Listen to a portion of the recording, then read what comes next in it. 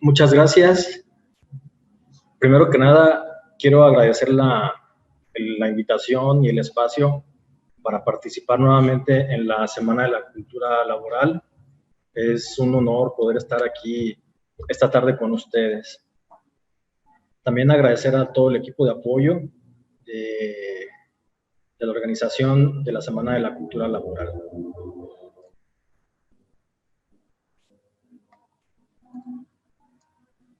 En esta tarde, en esta ocasión, vamos a tratar el tema de la protección activa y la protección pasiva contra incendios. El contenido de esta pequeña plática es primeramente una introducción, unas generalidades. Se va a platicar muy poco acerca de la protección activa. En realidad nada más se va a enunciar el concepto para poder marcarlo. Aprovecho también para comentar que dentro de las mismas pláticas de la Semana de la Cultura Laboral, en unos días más va a estar el compañero Ernesto Moreno, donde va a hacer una explicación o va a tocar el tema con más profundidad en relación a la protección activa.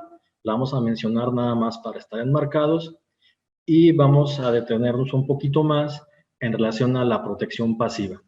Por último, algunas conclusiones.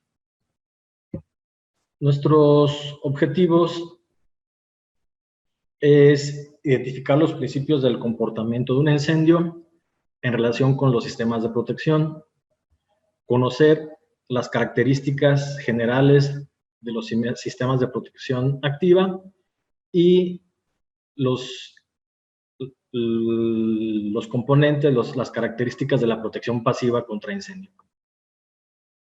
Y como lo habíamos comentado, se va a puntualizar, vamos a profundizar un poquito acerca de los sistemas pasivos. Primero que nada, quiero comentar que es muy difícil obtener estadísticas en México y más en incendios.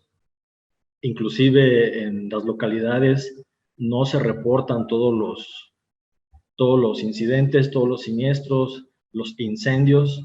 No hay una recopilación formal de los mismos.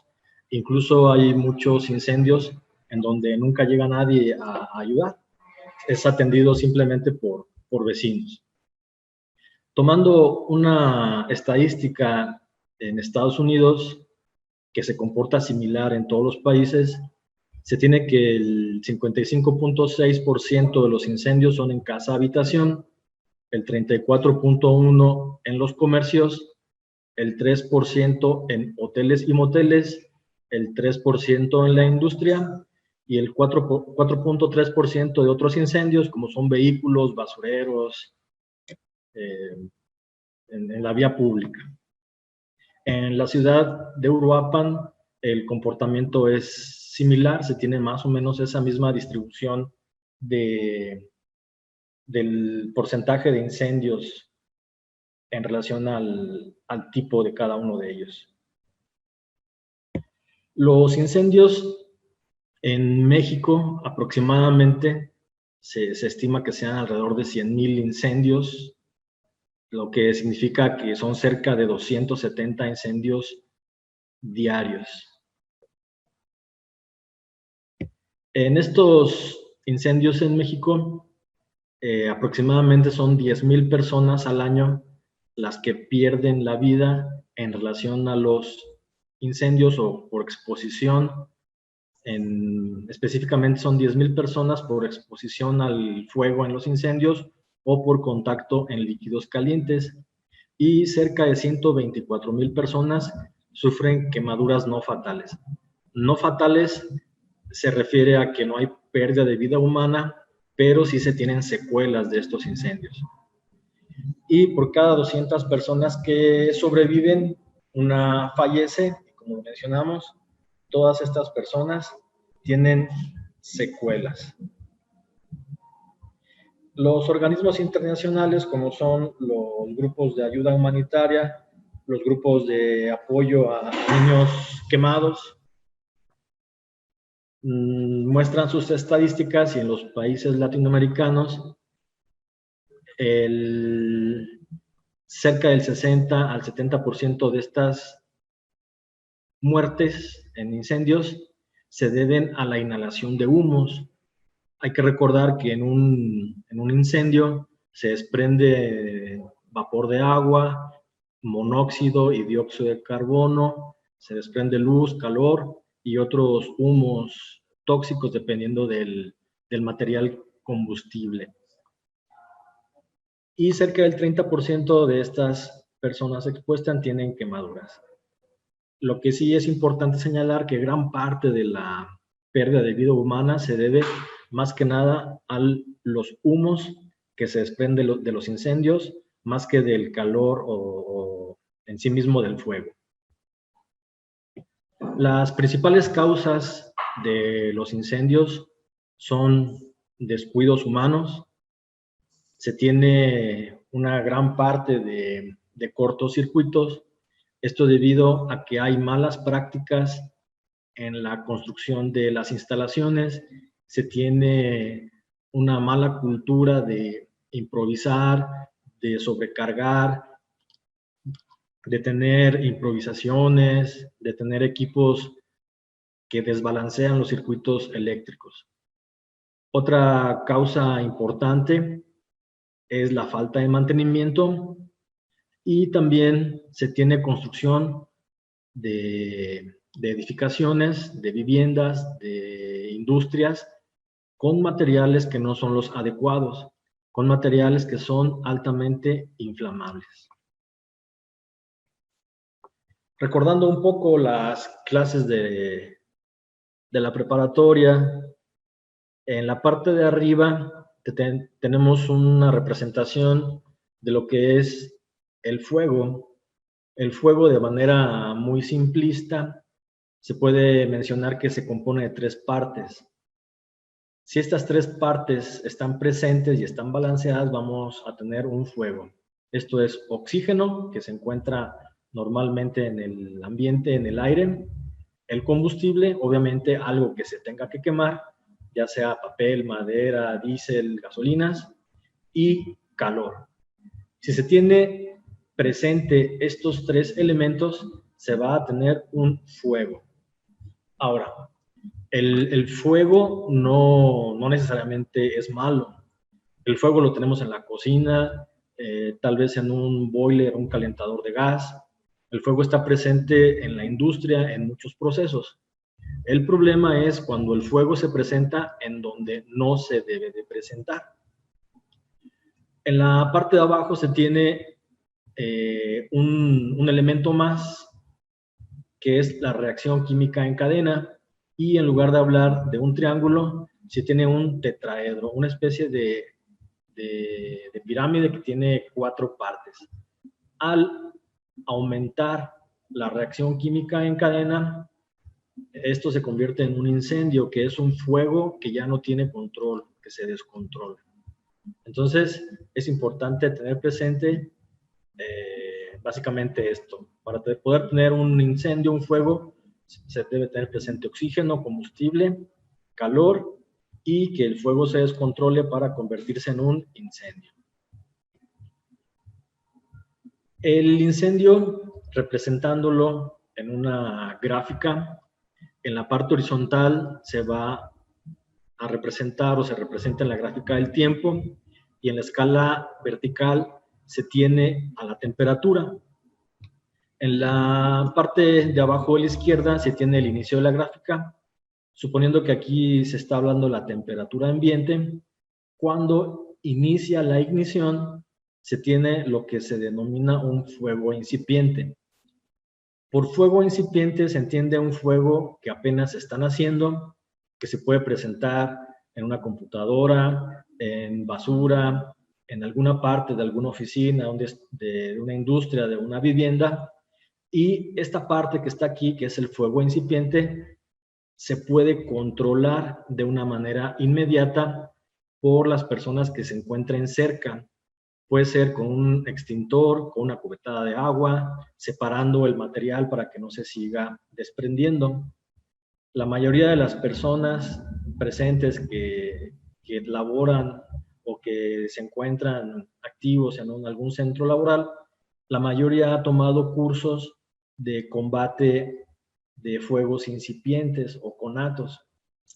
El incendio, cuando está en esta etapa, es relativamente fácil de controlar. Entonces, el incendio primero nace con una ignición y en esta primera parte donde hay poco material y poca temperatura, se le denomina fuego incipiente.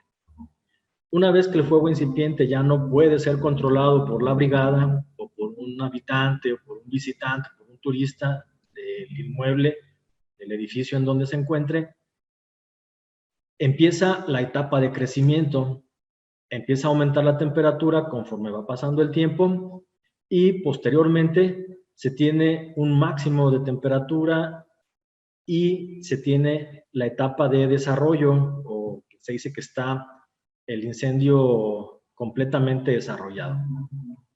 Una vez que ya se acabó la mayoría del material, ya que no hay más material que se queme, empieza ahora una etapa de decaimiento. Por sí solo el incendio se empieza a aniquilar porque ya no tiene más material que quemar y la temperatura obviamente va bajando.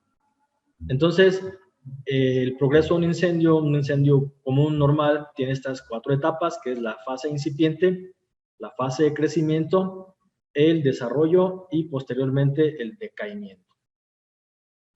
Ahora, ¿por qué es importante tener esto presente? Es importante porque para que nosotros sepamos utilizar una herramienta, necesitamos saber de qué estamos hablando, cómo se va a aplicar. De nada sirve tener extintores, equipos contra incendios, mangueras, si no se saben utilizar. Hay muchas ocasiones, hay muchos ejemplos en donde se tiene falta de capacitación y se crecen los siniestros, se crecen los accidentes, los desastres, por no conocer o comprender completamente el entorno. Entonces, en esta tabla se resumen estas etapas que estábamos mencionando y a la izquierda se tienen algunas características. Primero, ¿cómo se comporta el fuego? Ya lo dijimos, el comportamiento del fuego en la fase incipiente es cuando inicia con la ignición y se empieza a calentar el combustible. Una vez que pasa la etapa incipiente, viene la etapa de crecimiento y el fuego es controlado por la cantidad de combustible que esté presente.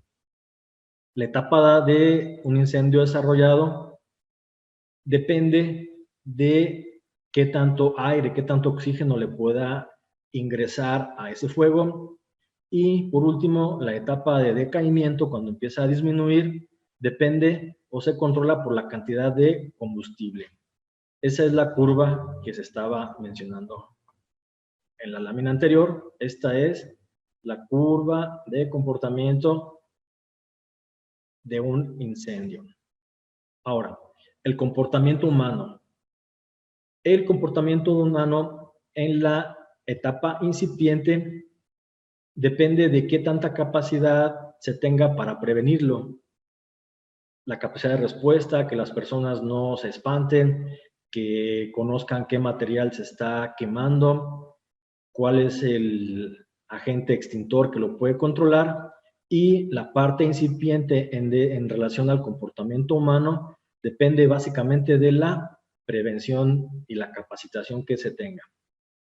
En la etapa de crecimiento ya no es posible controlarlo tan fácil de manera de las brigadas, pero la manera que se controla en la etapa de crecimiento es con la extinción manual, que es lo que se hace ya de una brigada más completa o unos bomberos, y el escape.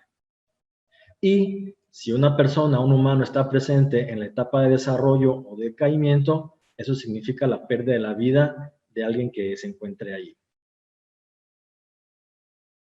La parte de detección se refiere a los instrumentos, a los dispositivos que se tengan para detectar humo o calor. Si en la parte incipiente se tiene detectores de humo, detectores de calor, las personas que se encuentren presentes pueden ser alertadas y pueden actuar directamente en la fase incipiente. Lo mismo sucede para la etapa de crecimiento. En la etapa de desarrollo y decaimiento, la parte de detección al interior del edificio pues ya no va a ser funcional porque ya va a quedar quemada y se va a tener una detección hacia el exterior por el humo que salga del edificio, de las instalaciones y por la flama.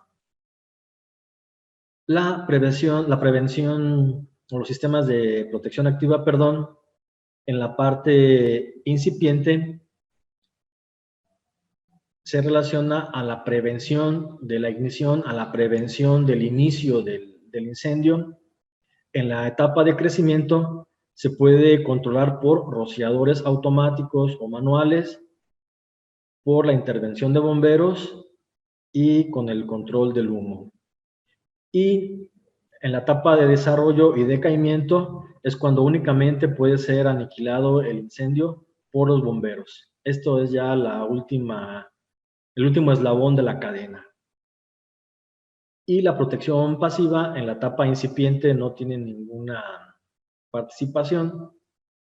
En la parte del crecimiento es importante tener una buena selección de materiales de construcción que sean resistentes a la propagación del fuego, y en la etapa de desarrollo y de decaimiento, una buena protección pasiva va a permitir que el edificio resista el incendio, o sea, que una vez que pase el incendio se pueda volver a habitar, a utilizar.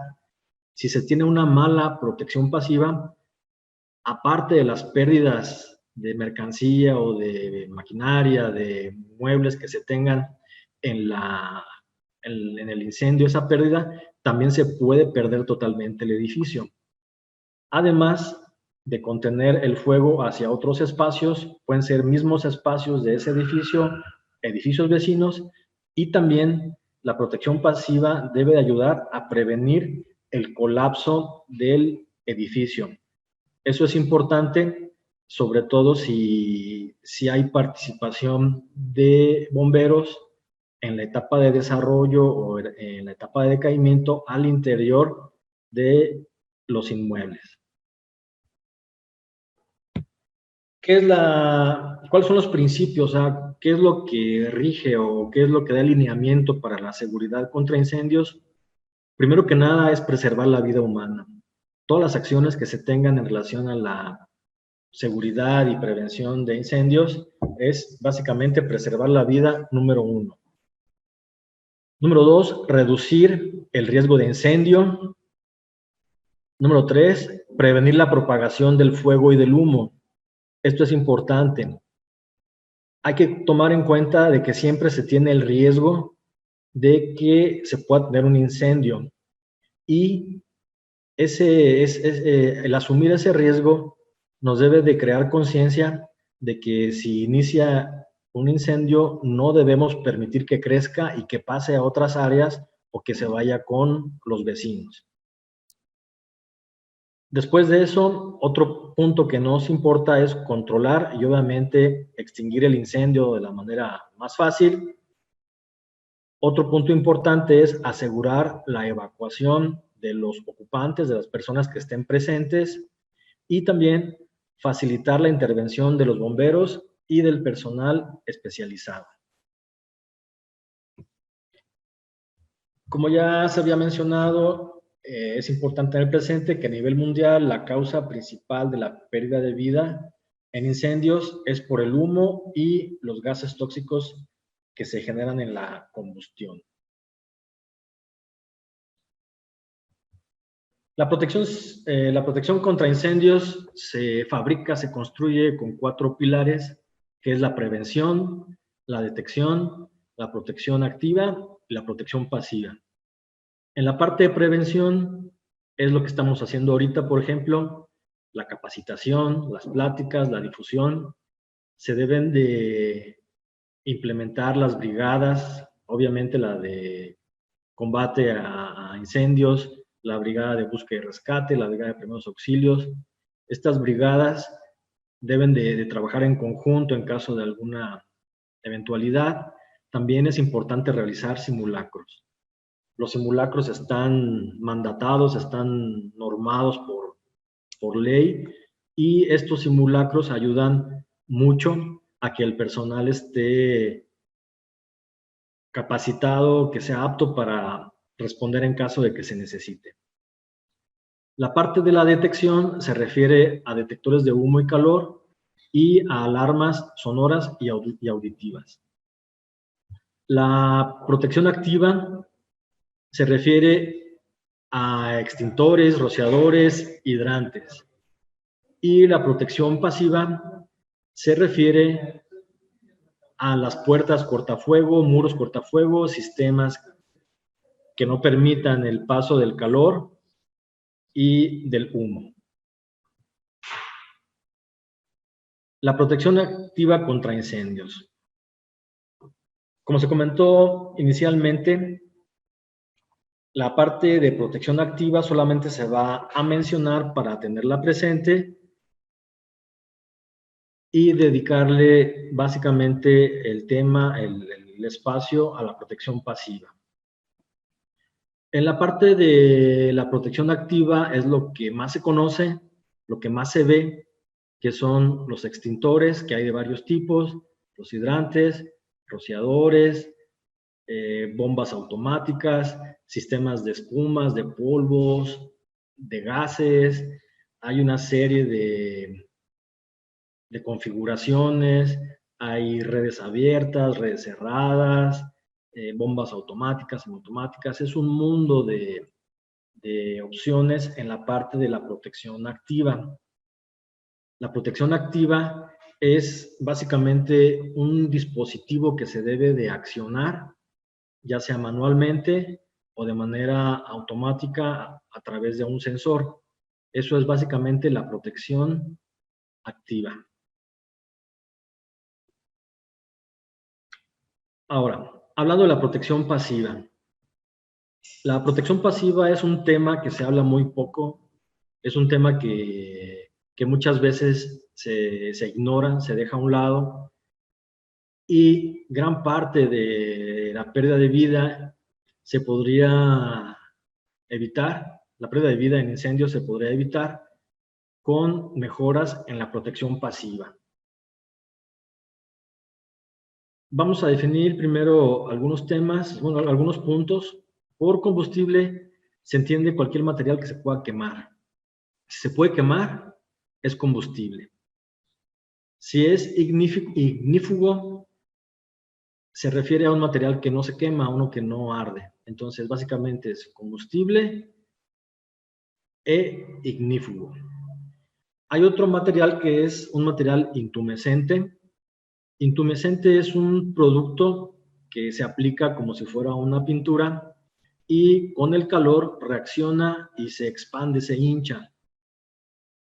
Esa dilatación, esa característica que tiene el material intumescente de expandirse, proporciona una protección al calor a los elementos. Ahora, un producto que es intumescente obligadamente debe ser ignífugo y no al revés. Un ignífugo puede ser o no intumescente. En relación a inflamables y combustibles, la NFPA define que los líquidos inflamables son los que tienen un punto de inflamabilidad, o sea que se pueden prender por debajo de los 100 grados Fahrenheit, que son 37.8 grados centígrados. Y los líquidos combustibles son los que tienen un punto de inflamabilidad igual o superior a los 37.8. El ejemplo más común es comparar la gasolina con el diésel. La gasolina prende fácilmente con un chispazo, con un cerillo, aunque la temperatura sea 0 grados centígrados, la gasolina prende. Ahí en la tablita se puede observar que la gasolina puede prender incluso a menos 43 grados centígrados. Y el diésel, a diferencia, el diésel es difícil hacerlo prender. Primero se tiene que calentar el diésel. Si se le acerca un cerillo o un encendedor, se prende. Al diésel no tiene una combustión espontánea como la tiene la gasolina. Entonces, esa diferencia se define según la NFPA a los 100 grados Fahrenheit o 37.8 grados centígrados. Entonces, la protección pasiva. La protección pasiva tiene como objeto crear una barrera, crear un alto para que no se siga propagando el calor y el fuego hacia otras partes, hacia otros espacios. Lo primero que tenemos aquí son las placas. Las placas pueden ser de yeso, de vermiculita, de lana de roca, de fibrosilicatos o placas compuestas de perlita cemento. Las placas de yeso son comunes, es un material que se puede colocar fácilmente, las placas de yeso. Las placas de yeso se colocan alrededor de columnas, alrededor de traves, a los lados de los muros o por debajo de las losas para crear estas barreras, para crear un aislamiento de los espacios. El yeso es fácil de manejar, es barato. El problema que tiene es de que a temperaturas muy altas o con el paso del tiempo, el yeso puede perder humedad y se convierte en polvo. Entonces, el yeso tiene un buen comportamiento, pero tiene poca durabilidad.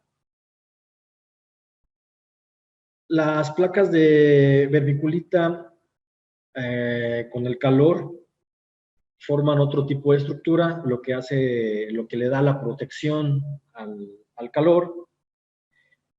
Es un buen material, pero tiene la desventaja de que es muy frágil. Entonces, una vez que es expuesta al calor, la placa de vermiculita se convierte en un material quebradizo, un material frágil, así como un vidrio. Las placas de lana de roca, básicamente están compuestas por aluminio y sílice y se pueden encontrar en forma de fibras de origen mineral. El punto de función está por encima de los 1000 grados centígrados. Estas placas de lana se obtienen fundiendo un mineral basáltico. Las placas de fibrosilicato son parecidas a las placas de yeso, pero tienen su composición básicamente por silicatos cálcicos. También se tienen las placas compuestas que pueden ser combinaciones con yeso, perlita cemento vermiculita. Son varias combinaciones a partir del yeso, la perlita, la vermiculita y el cemento. Funcionan igual que las otras placas. Son un poco más complicadas de manejar que el yeso. Las pinturas intumescentes son las más conocidas, son las que más se utilizan. Hay de varias marcas, hay aplicación, les decía, hay gente que se dedica a eso. El problema con estas pinturas es de que se tienen sobreestimadas y hay algunas disposiciones de algunas empresas que obligan a sus sucursales o a los socios que quieran participar en alguna marca que utilicen cierta pintura intumescente de cierta marca. Tiene varias ventajas en la pintura intumescente, a diferencia de las placas, porque es fácil de aplicar, no significa que tenga algún sobrepeso el edificio o la estructura, son relativamente económicas, y también la aplicación de estas pinturas no implica la modificación del diseño arquitectónico. Por ejemplo, si se piensa en utilizar un conjunto de placas compuestas de perlita cemento de 1 pulgada alrededor de una entrada principal, puede hacer que el espesor de 1 pulgada de cada lado ya no permita el paso de algún montacargas, el paso de alguna camilla en un hospital, o simplemente ya no es un ancho suficiente. Y en cambio, una pintura intumescente aumenta unos cuantos milímetros de espesor y prácticamente no afecta al diseño arquitectónico. Comúnmente se sabe o se conoce que las pinturas intumescentes se colocan sobre estructuras metálicas, es donde tiene mayor aplicación. Hay que tener algunas consideraciones para colocar la pintura intumescente. Primero que nada, la estructura metálica debe tener su base primaria, su primer. Todas las estructuras metálicas necesitan tener esa pintura especial primaria para que la partícula entre a los espacios intermoleculares y pueda disminuir la corrosión, la oxidación de los elementos. Ahora, el primer que se coloque debe ser compatible con la pintura intumescente.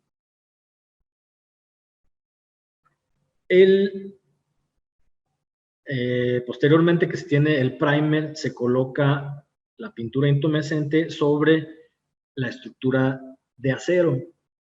Y aquí es importante, si, por ejemplo, aquí en la imagen de la derecha arriba se tiene la estructura metálica, ya está lista para recibir las láminas, para recibir los plafones.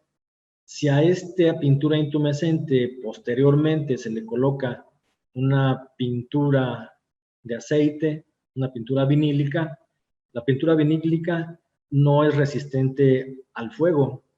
Entonces, se le reduce la capacidad al intumescente al colocarle encima un material que es inflamable. Eso es importante tomarlo en cuenta. Y también es importante considerar que no hay una gran variedad de colores en las pinturas intumescentes. Así que si se coloca una pintura intumescente de un color amarillo y arquitectónicamente ya no va a funcionar, ahí se tendría entonces que, aparte del intumescente, colocar algún aplanado o alguna placa de yeso, por ejemplo, para poder darle un color a la pintura intumescente. Las recomendaciones o las formas en las que se coloca esta pintura es muy similar a cualquier otra, que la superficie esté limpia, libre de grasas, que esté bien lijada, pero eso sí es importante, la persona que aplique estas pinturas debe tener una protección de sus vías respiratorias, porque si las partículas de esta pintura ingresan a las vías respiratorias de una persona, pues es dañino. También hay pinturas intumescentes para madera y para concreto. Es otro tipo de pintura distinto al del acero. En muchos lugares se les conoce como pintura retardante. Básicamente son las mismas características, y una vez que se tenga la pintura intumescente sobre la madera, pues ya no se le puede poner otra pintura encima que sea combustible. Es una de las desventajas. También se tienen barreras contra fuego a base de morteros y ladrillos. El mortero es una mezcla de arena, agua y cemento, así en la albañilería, en la construcción así se le conoce, un mortero. Hay morteros que se pueden hacer con cemento, que se pueden hacer con cal, incluso hay un cemento, una variante del cemento que tiene un fraguado más lento al cemento Portland, que comercialmente se le dice así mortero o cemento de albañilería, es con el que se pegan los tabiques. Los morteros contrafuego están hechos con una composición especial y estos morteros se pueden aplicar directamente sobre los elementos estructurales para crear una capa de protección al calor y al fuego. También se tienen tabiques que son refractarios. Estos tabiques refractarios se utilizan en la fabricación de hornos. Estos tabiques se pueden utilizar, por ejemplo, en una industria que tenga un almacén de combustibles, vamos a suponer que tenga un almacén de gasolina y se necesite protección para que no se propague el calor en caso de un incendio, se puede construir un muro de tabique refractario con este tipo de morteros para pegar un tabique con el otro. También el concreto como tal, el concreto que conocemos, el concreto con el que se hacen las columnas, las losas, las zapatas, se puede emplear para la protección pasiva al incendio. En el momento en que se diseña, por ejemplo, un elemento estructural, aquí en la imagen se representa con esta línea horizontal, se representa una trave o una losa. Estos triángulos representan que esa trave, esa losa está apoyada en estos puntos y la parte de arriba, este rectángulo, significa que se carga. Normalmente, usualmente, cuando se diseña un edificio, una casa, un puente, se supone un elemento horizontal, ya sea una trave, una losa, y se supone que hay, por probabilidad, cierta carga. Esto se aprende en la escuela, lo saben todos los ingenieros, todos los arquitectos, que se diseña por una carga última que tiene cierta probabilidad de ocurrencia. Esto es en condiciones normales. En México, durante muchísimos años, se han diseñado los edificios, las viviendas, únicamente considerando las cargas gravitacionales y las cargas por sismo. Pero no se toma en cuenta en la gran parte de los diseños, todavía en los últimos diseños, no se toma en cuenta el incendio. ¿Qué variante se tiene? Además de tener un elemento horizontal o vertical que tenga cierta carga, se le debe de considerar que hay un incendio, que hay un fuego que va a ocasionar una dilatación, que va a ocasionar una expansión de los elementos en donde se tenga la exposición al fuego. Por ejemplo, vamos a suponer que se tiene una barra de una lámina de acero que está soportada así en estos cuatro apoyos, que tiene 3 claros y se le colocan 3 mecheros en la parte de abajo al centro de cada una de estos espacios. Si es una lámina de acero, se va a empezar a dilatar con el calor y en la parte de abajo se va a empezar a crear una especie de panza de cada uno de estos 3 espacios, de estos 3 claros, y la parte de arriba va a tener una tendencia a levantarse y va a quedar un poco menos fría la parte de arriba, estos picos, y más caliente la panza que está por debajo. Esto no necesariamente aumenta la carga en la losa o aumenta la carga en la trave, pero sí disminuye su capacidad de resistencia. Entonces, hay normas, por ejemplo, aquí en la imagen hay una norma que se llama ACI. En esta norma del ACI se tienen ciertas consideraciones, se tiene una metodología para considerar el espesor del propio concreto que puede dar cierta resistencia a los elementos. Por ejemplo, aquí tienen las curvas de resistividad contra espesor de una placa. Aquí está el espesor en pulgadas, 2, 3, 4, 5, 6, 7 pulgadas. Y la carga de fuego resistente es en horas, 1 hora, 2 horas, 3 horas, 4 horas. Por ejemplo, si se tiene una placa de sílice, con agregados de sílice, se estaría trabajando sobre la curva de la parte de abajo. Si se requiere una protección para 2 horas, aquí se tiene 2 horas, se ubica la proyección horizontal de la línea, aquí cruza con la curva, y eso significa que se necesitan 5 pulgadas de espesor para una placa de agregados de sílice para que sea adecuada esta protección. Esto significa que se tienen que poner placas como las que vemos en las imágenes, protegiendo. En estos códigos, en estos reglamentos, se encuentran las fórmulas, hay software, hay paquetes que lo hacen, también están estas curvas, donde el mismo concreto también puede servir como un protector al incendio.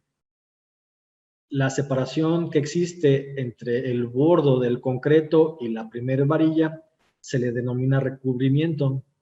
Para México, el recubrimiento, por ejemplo, normalmente es de 2 centímetros en las losas, pero si se tiene una exigencia para resistir al fuego, puede ser que utilizando esta metodología necesitemos 1 hora de protección y se necesita 1 pulgada más de protección en el concreto.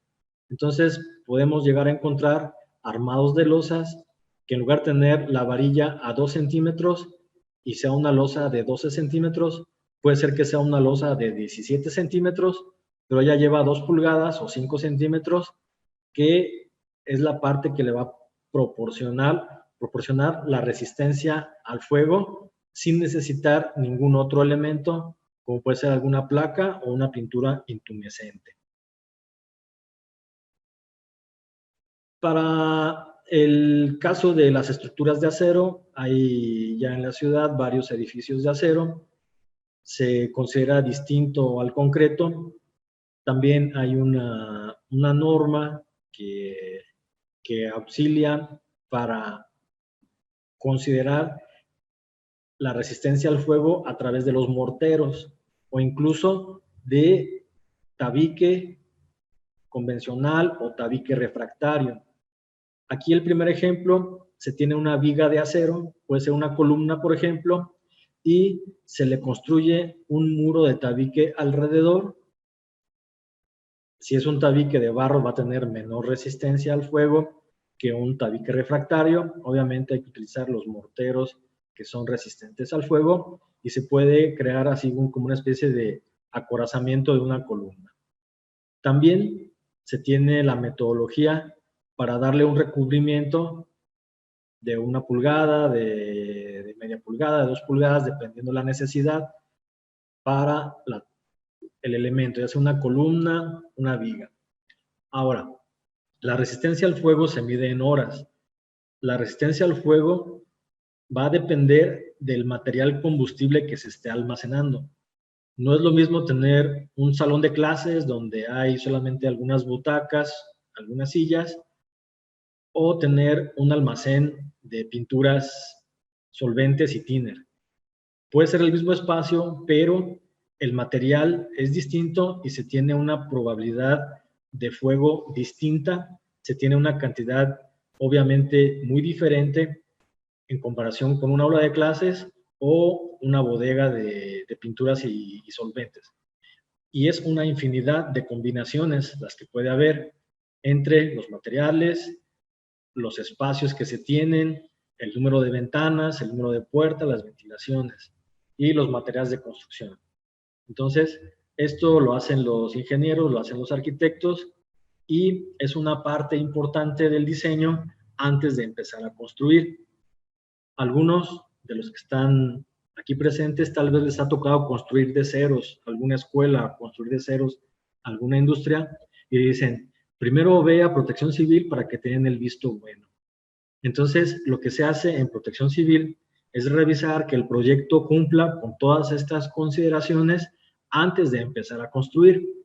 ¿Por qué? Porque sucede o ha sucedido muchas veces que una vez construido el edificio no cumple las medidas de seguridad para lo que se pretende utilizar. Entonces, ya hay un gasto, hay una necesidad de hacer readaptaciones y eso causa muchos dolores de cabeza. Entonces, es mejor tener un buen proyecto, una buena consideración desde el principio. Esto lo comentamos para que se tenga presente, pero les repito, esto le compete a quienes diseñan los edificios. Este es un resumen de uno de los manuales. Por ejemplo, aquí habla de la viga W 14x808, las relaciones que tiene y los distintos casos, los distintos modos en los que se le puede proporcionar la barrera cortafuego al elemento, y esto nos va dando los espesores, las nuevas resistencias del elemento. Hay otro tipo de instalaciones que se refiere a al control de temperatura y la evacuación de humos. En la imagen de la derecha se presenta o se tiene un esquema de un incendio dentro de una habitación.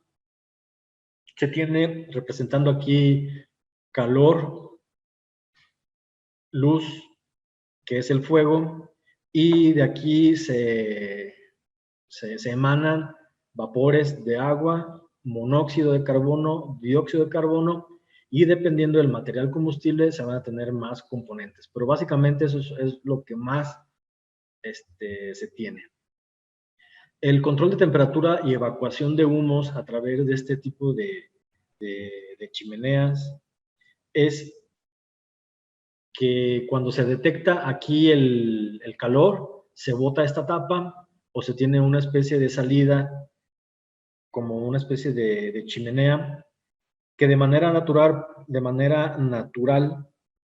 por convección, el humo se sale del espacio. Esto es importante, hay que recordar, insisto, la mayor parte de pérdida de vidas humanas en incendios se debe al humo y a los vapores que se desprenden de la combustión, más que del calor.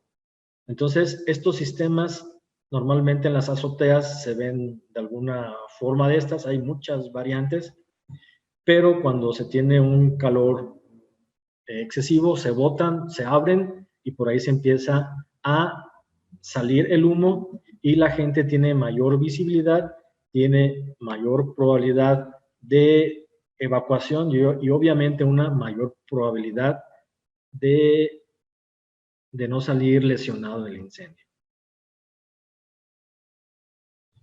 Las puertas cortafuego tienen la característica de no permitir el paso del calor y del humo de un espacio a otro. Las puertas cortafuego, ustedes pueden ir a una tienda comercial, a una tienda donde vendan materiales de construcción. Hay algunas tiendas ahí donde están las puertas y hay unas que dicen, esta puerta tiene una protección contra incendios, o es una puerta cortafuegos. Y vemos que hay unas puertas que son más caras que otras y las puertas dicen, esta puerta resiste 1 hora, hora y media, 2 horas, 3 horas contra el incendio. Las horas de protección al incendio, lo repito, dependen tanto del tipo de instalación como la cantidad de material combustible y del tipo de combustible probable que se pueda tener en ese inmueble. Entonces, las puertas cortafuego deben estar acorde a las barreras cortafuego, como son las placas de yeso, las placas de cemento, o el mismo espesor del concreto, o el mismo espesor de los tabiques, que de forma natural proporcionan cierto grado de protección. Ahora, una casa de tabiques o unas oficinas que fueron construidas con tabiques, como la mayoría de las construcciones en nuestro país, ¿tienen protección? Sí, sí tienen cierto grado de protección contra el incendio. Tiene un buen comportamiento el tabique. Obviamente es limitado.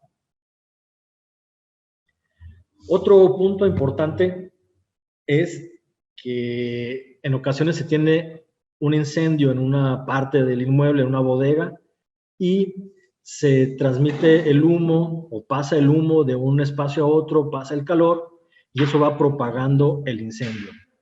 Las tuberías se deben de sellar con el químico adecuado. Hay de varias marcas, hay de varios proveedores, para que no se permita el paso del incendio de un espacio al otro. Las espumas que son expansivas, que se utilizan mucho en la construcción, no son aislantes, no proporcionan protección al incendio. Entonces, lejos de ayudar, esas espumas con el calor, con el incendio, se deshacen, se queman y pueden ocasionar más problemas que beneficios. Entonces, otra parte del aislante es el sellado de las tuberías. Pueden ser las tuberías de drenaje, las tuberías de aire acondicionado, de agua potable. También se deben de sellar los ductos. Puede ser también el cableado por ejemplo, aquí se representa un cableado de energía eléctrica, el cableado de voz y datos. También hay unas especies de anillos, como una especie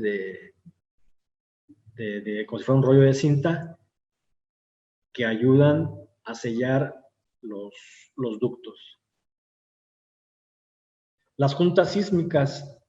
Las juntas sísmicas son poco usadas aquí en la ciudad.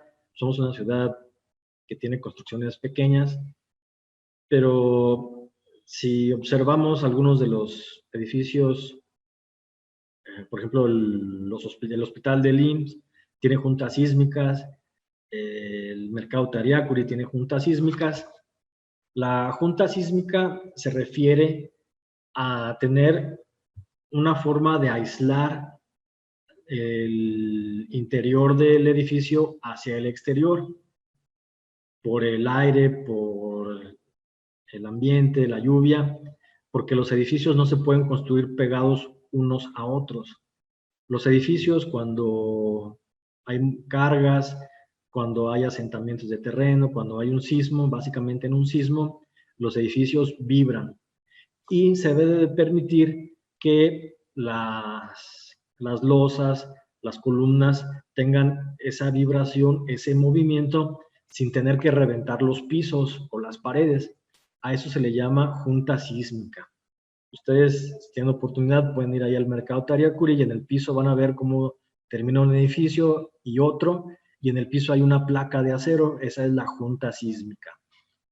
Ahora, la junta sísmica tiene una función, pero aquí en la parte de abajo se representa el sello cortafuego de la junta sísmica. Igual se utiliza un material ignífugo, se utiliza un químico para ponerlo aquí en esta junta. Debe tener, además de tener la característica, la cualidad de ser resistente al fuego, debe tener la característica de soportar grandes deformaciones y grandes cargas, porque históricamente se ha dado, ustedes pueden buscar, pueden encontrar muchos ejemplos, que hay incendios después de los sismos. Se tiene esa cultura general o ese conocimiento empírico de que después de un sismo grande viene un incendio grande. ¿Por qué sucede? Porque en las grandes ciudades se utilizan ductos de gas natural, las mismas tuberías de gas de los edificios, y si no tienen su protección sísmica, sus aislantes sísmicos, todas las instalaciones de gas van a reventar con el movimiento de los sismos, y aparte de la tragedia del sismo, después viene la tragedia del incendio.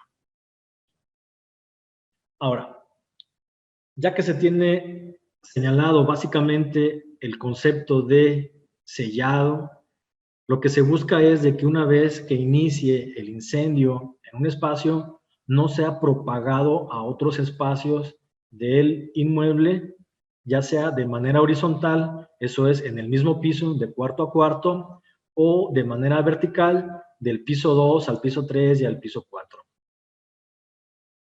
La parte de dividir los edificios se le dice muro contra incendios. No hay necesidad de que se tengan que aislar todos los espacios, o a menos de que así lo requiera el proyecto, y se debe tener un equilibrio entre la aceptación de riesgo, la probabilidad de pérdida de bienes y proteger la vida humana. Por ejemplo, si esto representa un espacio y esta es la ruta de evacuación, se recomienda en las normas de diseño, en las especificaciones, que las rutas de evacuación sean resistentes a incendios. De manera que si se está quemando el edificio en ciertas partes, las personas que vayan transitando por la ruta de evacuación estén protegidas al incendio por una hora, hora y media, 2 horas, dependiendo de la cantidad de combustible que se encuentra a los lados. Y la protección de las losas es el forjado contra incendios. Si es una protección de propagación del incendio horizontal, es la protección de los muros, y hacia arriba y hacia abajo es el forjado. Esto es a lo que se le denomina compartimentación. Las normas permiten hacer un diseño contra incendios distinto de un mismo edificio si se tienen distintos niveles de exposición o distintos niveles de riesgo.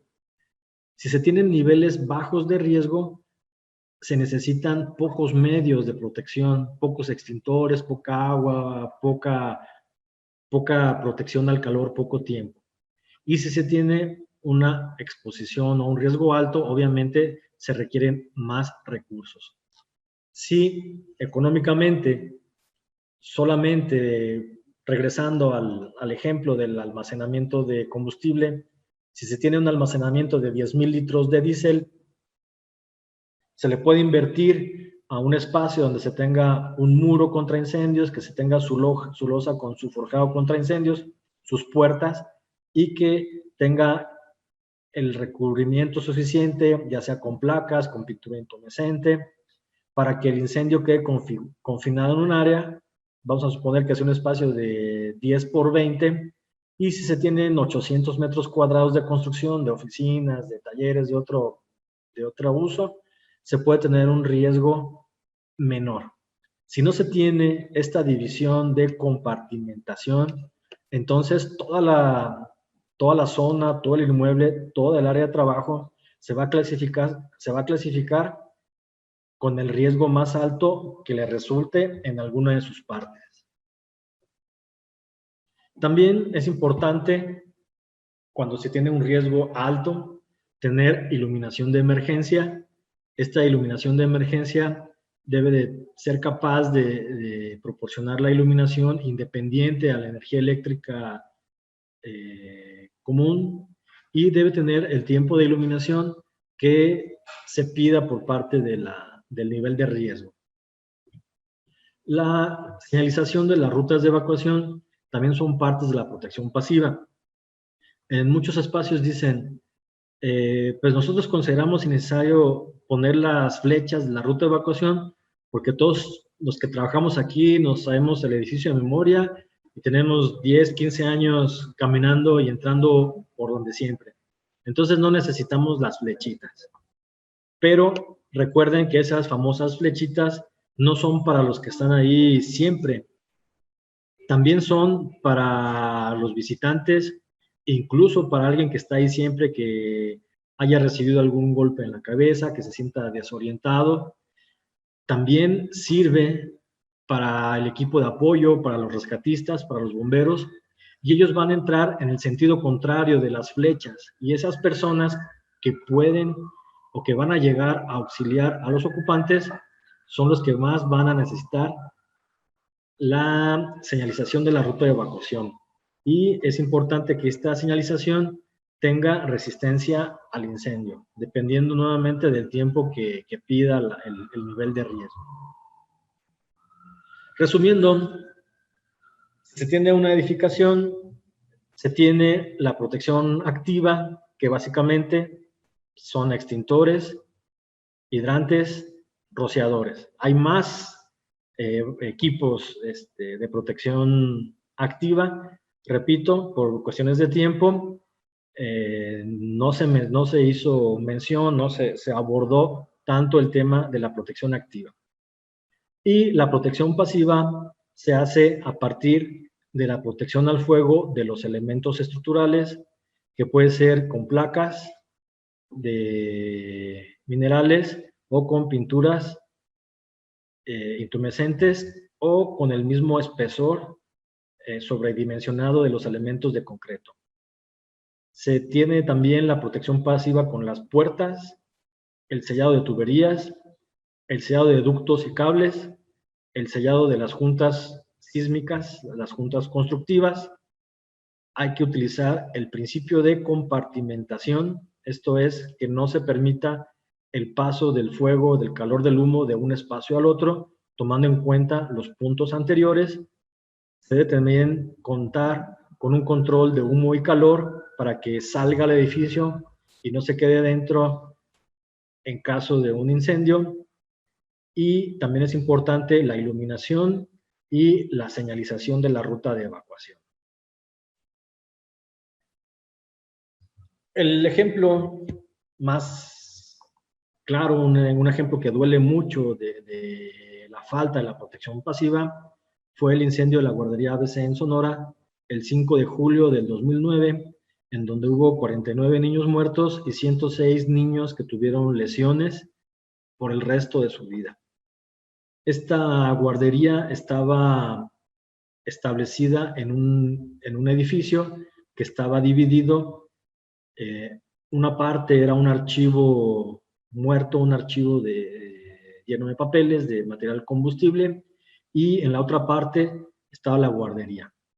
Lo que se hizo en la guardería fue solamente pintarla, ponerle un falso plafón y se veía muy bonito, pero no tenía compartimentación. Puede ser que haya habido protección activa, pero el incendio se origina en la parte de la bodega y se empieza a propagar el monóxido de carbono hacia la parte de la guardería. El monóxido de carbono no huele, no se ve, y se empezaron a quedar dormidas las educadoras, empezaron a quedar dormidos los niños. Cuando se vio el fuego, más bien cuando se vio el humo en la parte externa, como se había visto al inicio, ya es una señal de que se tiene un incendio prácticamente en su parte desarrollada, porque ya está al exterior el humo. Cuando el humo ya está fuera de la guardería, gran parte de estos 49 niños ya estaban intoxicados por el monóxido de carbono y ya habían perdido la vida. Entonces, este es el ejemplo más claro que tenemos de la falta de la previsión de los sistemas pasivos, y el objetivo es que esto no vuelva a suceder. Todos los que son responsables de inmuebles, que son directivos, que tienen a su cargo personas vulnerables, como son los niños, como son enfermos en un hospital, en las escuelas, y los diseñadores de edificios, los arquitectos, los ingenieros que tienen la responsabilidad de diseñar, así como los consultores en protección civil, todos ellos en conjunto tenemos la responsabilidad de proporcionar al usuario estas medidas de seguridad. Esta lección no se nos debe de olvidar. En conclusión, La seguridad empieza con la cultura, con la concientización y sobre todo aplicando la norma. México es un país que tiene de las mejores leyes del mundo, las mejores normas, pero no somos muy buenos en aplicarlas. Entonces, una de las mejores medidas para incrementar el nivel de seguridad es aplicar la norma. Segundo, hay que hacer campañas de concientización en relación a los principales riesgos por incendio. Así como esta plática, es importante que esto se conozca, que se difunda, que sepamos que estamos expuestos y que podemos hacer mucho para prevenir los incendios y obviamente la pérdida material y sobre todo la pérdida de vida. La capacitación en todos los niveles, desde la capacitación en el niño de kinder que sepa que no debe jugar con el gas, que no debe jugar con cerillos, hasta la capacitación de los arquitectos e ingenieros más competentes en la construcción de hospitales, de escuelas, de centros comerciales, de guarderías. Y sobre todo, a nivel inmediato, fomentar una cultura en relación a buenas prácticas de construcción, de no improvisación, buenas prácticas de mantenimiento y el conocimiento de la protección activa y protección pasiva. Sería todo por mi parte. Muchas gracias por la atención.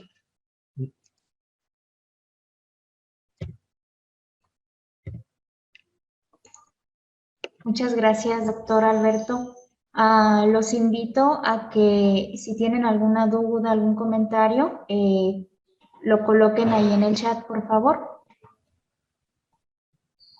Estaremos leyendo para que se resuelvan todas sus dudas y todos sus comentarios. Igualmente les comento que les compartí nuevamente el formulario. Aquellos que ya se registraron en el que envié en WhatsApp o en el que envié anteriormente en el chat de Zoom, ya no es necesario que lo hagan 2 veces.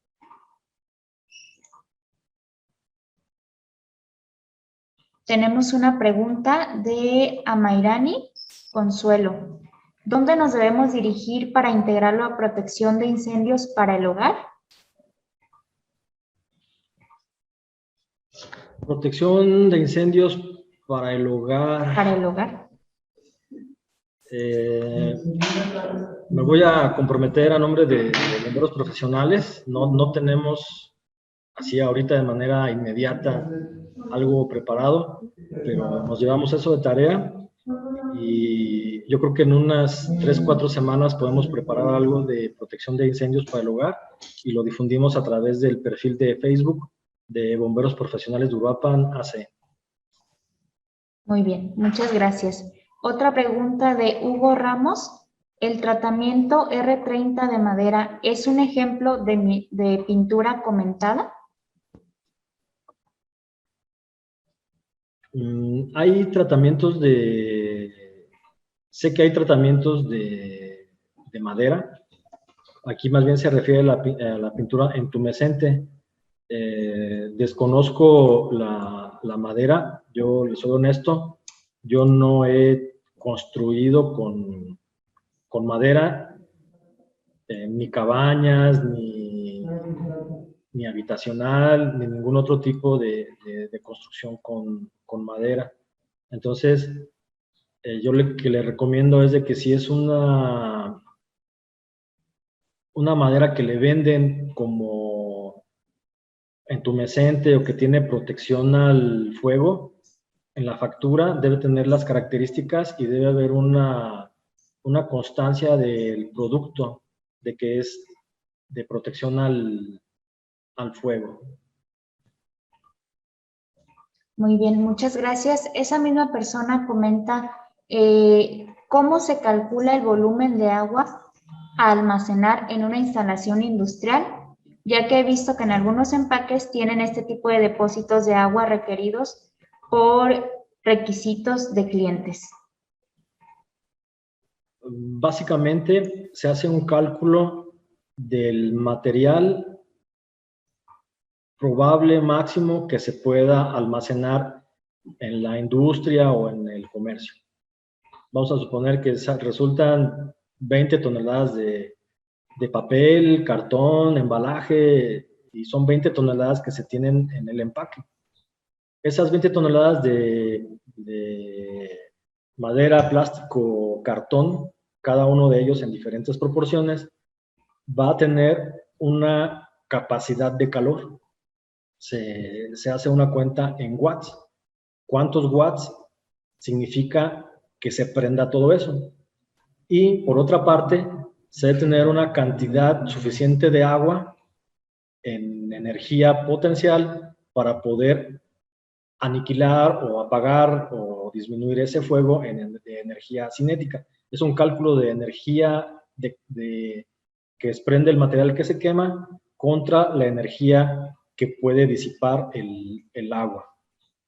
Aquí es importante, por ejemplo, que si se tiene una industria que tiene un almacenaje, no sé, de 30,000 litros de agua y era un aserradero y se cambia el uso del inmueble y ya no es un aserradero, sino ahora es un depósito de llantas y de plásticos, el combustible va a ser distinto y la cantidad de calor que se pueda llegar a generar va a ser distinta y obviamente se va a ocupar más agua o incluso utilizar otro tipo de agente extintor, como pueden ser espumas o gases o polvos, que es parte de los sistemas activos. Le agradezco. Samuel Rodríguez comenta que ¿cuál es la finalidad de proteger las vigas o columnas de edificaciones aun cuando son de acero? Sí, hay que recordar que el acero tiene ciertas características. Obviamente el acero tiene una resistencia muy, muy alta, pero con el calor se dilata. Y aparte de que se dilata, las soldaduras y las uniones, con el calor se debilita también la resistencia del acero. Y aparte de que se expande un poco, al perder la geometría, al perder la verticalidad las columnas, vamos a suponer que se tiene una columna que es totalmente vertical a temperatura ambiente y se tiene una fuente de calor por un lado, esta columna va a tratar o va a tender a pandearse. Entonces, aparte de que disminuye la resistencia por el calor, disminuye la resistencia de la soldadura por el calor, la columna pierde la verticalidad y se tiene ahora una carga que ya no está transmitida verticalmente, sino ligeramente inclinada, y la columna, aparte de que comprime, ahora también se flexiona y se dobla. Eso se llama efecto de segundo orden. Por eso es importante que si tenemos aquí una probabilidad de incendio por almacenamiento de material, esto se debe de proteger 1, 2 horas, 3 horas, hasta que este material se consuma y no afecte al edificio. Ahora, la normatividad en México obliga al responsable de edificio a cuidar la vida humana y cuidar que puedan evacuar, pero en ninguna parte se le obliga y no hay la conciencia de que el propietario del edificio sepa y esté en el entendido de que si no tiene una protección pasiva suficiente, puede perder totalmente el edificio. O sea, después del incendio ya no lo va a poder utilizar si no tiene la protección pasiva. Muchas gracias. Otra pregunta, ¿dónde se puede conseguir el sistema de evacuación de humo y calor y a qué distancia se puede colocar? Aquí en México ustedes pueden buscar una página, bueno, pues un proveedor, hay una marca que se llama Hilti, H-I-L-T-I, Hilti, y es un proveedor que tiene varios artículos, que tiene varios accesorios en relación a la protección pasiva, desde químicos, juntas, pasos de tuberías y los extractores de humo también. Muchas gracias. ¿A qué distancia se colocan? Bueno, ahí la distancia se coloca de acuerdo al diseño que se tenga en la compartimentación. Vamos a suponer que se tiene un hotel de 10 pisos y se hace una compartimentación de piso por piso. Entonces, cada uno de esos pisos debe tener un sistema de salida de humo. hablando, por ejemplo, de una bodega que está dividida en dos partes, vamos a suponer que tienen una parte producción y otra parte almacén. En el almacén normalmente, hablando de empaque, por ejemplo, en el almacén hay mucho cartón, mucho plástico, madera, y es el material que tiene más riesgo de prender. Y en la parte de producción es donde está la maquinaria más cara. Ahí yo, por ejemplo, recomendaría un muro divisorio de fuego entre la bodega y producción, de manera que si llega a haber algún incendio en bodega, provocado por descuido, por cualquier motivo, se pierda totalmente el almacén, el stock de embalajes, pero no se dañe la maquinaria. Entonces ahí se necesitarían, por ejemplo, 2 ductos para la extracción de humo, dependiendo del diseño que se tenga. Muchas gracias. Hay dos preguntas que van relacionadas a las lámparas de emergencia. La primera duda es si es suficiente que el alumbrado esté conectado a una planta de emergencia eléctrica, y la otra, si tiene que tener una dirección específica o solo tiene que estar alumbrando. Sí, la iluminación de emergencia se utiliza en pasillos, por ejemplo, en un cine, si es un pasillo o una salida muy larga, donde no hay forma de tener iluminación externa, o en alguna industria que también tenga un riesgo muy alto, y la iluminación debe ser autosuficiente. Eso significa que si se corta la energía eléctrica, la lámpara debe tener baterías para funcionar por sí misma, el diseño que se tenga del incendio, sea 1 o 2 horas. Y la iluminación se debe probar, así en su simulacro. Pueden un día en la noche, en la madrugada, apagar todo y contar cuánto tiempo dura la lámpara prendida y si esa lámpara es suficiente para que las personas puedan escapar, que puedan evacuar en el edificio. Será muy complicado hacer una cuenta por lúmenes y o sea, es algo muy complicado. Es más fácil una prueba práctica, instalar una sola lámpara antes de hacer una inversión muy grande y probarla. Y si se ve que puede funcionar una lámpara cada 20 metros o cada curva, puede ser que con 2 o 3, 4 lámparas puedan solucionar una ruta de evacuación de cerca de 100 metros. Pero es meramente una práctica eso. Muchas gracias, doctor. ¿Hay alguna participación adicional? Aún nos quedan unos minutitos. Me están preguntando por el link de la constancia. Esas las vamos a generar en el transcurso de la tarde y se las hacemos llegar. Tenemos que checar quién estuvo participando, quién estuvo activo. Y enseguida les compartimos el link para que puedan acceder a Drive y descargar su constancia.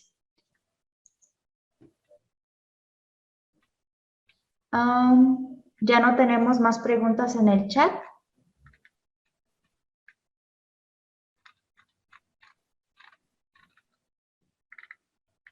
Agradecimientos, doctor. Sí, gracias a ustedes, gracias por la asistencia y por la paciencia de estarnos escuchando. Ok, ahorita están llegando agradecimientos en el chat. Aprovecho también para comentarles, ya cerramos el registro para el formulario en donde se les va a emitir su constancia. Si alguien no alcanzó, favor de contactarme directamente, yo soy la administradora del grupo. Es muy importante que si hay alguna aclaración, la comenten a tiempo, de si tuvieron algún error en su nombre, para que podamos hacer la modificación a tiempo. Igualmente les solicitamos que no salgan de los grupos, ya que ahí estaremos dando más indicaciones para continuar con su proceso de emisión de constancia. La grabación de este curso y los cursos que ya pasaron, al igual que los que van a continuar, la pueden encontrar en la página www.culturalaboraluruapan.com. También hace unos minutos les compartí en el grupo de WhatsApp un formulario de evaluación. Eso es con la finalidad de de aportar y retroalimentar a este procedimiento, tanto nosotros como organizadores, al igual que el ponente. Su opinión nos importa, así es que quien guste llenar el formulario y apoyarnos, les agradeceremos. Voy a seguir revisando el chat y... Ahí, si me permite, hay una pregunta. Sí. Preguntan que si los niños pueden ser parte de las brigadas. Las brigadas, tanto la de primeros auxilios, búsqueda de rescate y contra incendios, es meramente una obligación de los trabajadores. Solamente los trabajadores tienen la obligación de pertenecer a las brigadas. Y precisamente cuidar a un niño, cuidar a un usuario, cuidar a un paciente, es obligación de los trabajadores. Solamente los trabajadores tienen la obligación de pertenecer a las brigadas. Por ejemplo, en las universidades o en escuelas donde ya tienen adultos, donde hay carreras de la salud, se puede incluir a los muchachos, sí se pueden incluir en las capacitaciones, se pueden incluir en los simulacros, pero a la hora de la hora, un alumno, un estudiante, un visitante, jamás debe de tener la responsabilidad de ser el jefe de una brigada y no se le debe exponer a ningún riesgo. A menos de que se le haga conciencia al joven, se le haga conciencia al estudiante de que está abierto a las capacitaciones, pero a la hora de participar en la brigada no tiene esa obligación. Si él, aún sabiendo eso, lo quiere hacer, se le puede incluir, pero no se le puede, o sea, no se puede organizar una brigada suponiendo que va a haber a estudiantes. Las brigadas se conforman solamente por los empleados de turno y si llega a haber algún adulto estudiante que quiera participar, se le toma como un recurso adicional, pero no es parte de la brigada como tal. Lo que se hace con niños, con jóvenes, está en esas capacitaciones y se les pueden dar ciertas tareas en los simulacros, ciertas tareas complementarias, pero nunca deben de estar en una exposición al riesgo, ni en un incendio al fuego, ni en una búsqueda de personas porque se les puede caer algo, se les puede prender algo, y tampoco en primeros auxilios porque pueden lesionar a alguien o pueden ser incluso contaminados por alguna hemorragia, pueden tener algún mal uso de algo. Por eso no se recomienda. Y con los niños sí hay programas para manejo de prevención de incendios en niños. Hay un programa que se llama Sparky, se utiliza una caricatura de un perrito dálmata y hay una diferenciación de edades, de preescolar, de primero a tercero de primaria y de cuarto a sexto, con diferentes actividades en la prevención de incendios. Esas las pueden buscar en internet y las pueden aplicar en sus centros educativos.